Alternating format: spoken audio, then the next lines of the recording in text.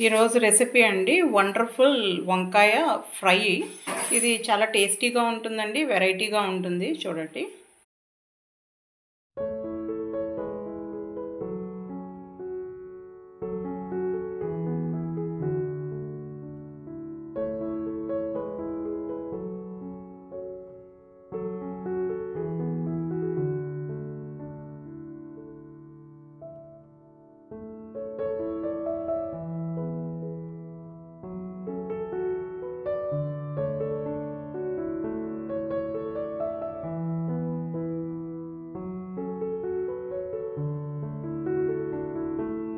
మీద రెండు వైపులా వేగించుకోవాలండి.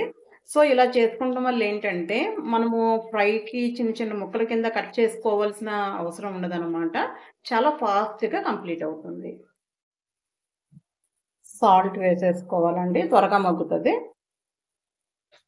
కారం, పసుపు, ఈ ఉల్లిపాయలకి సరిపడగా సాల్ట్ ఇవన్నీ వేసుకొని బాగా కలుపుకోవాలండి.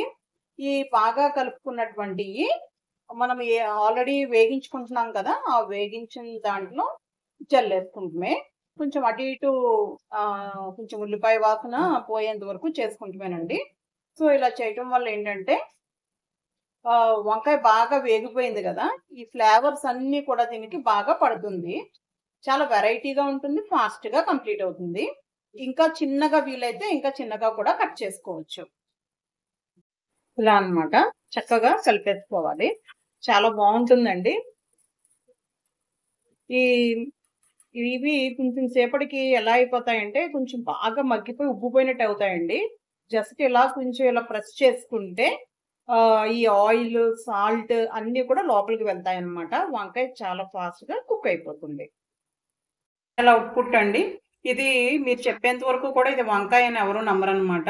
చాలా టేస్టీగా ఉంటుంది. వెరైటీగా ఉంటుంది. మీ గెస్ట్‌లొచ్చినప్పుడు కంపల్సరీగా చేసి పెట్టండి. మీకు క్రెడిట్ వస్తుంది. ఎంకరేజ్ అవర్ ఛానల్ అమ్మ వంట.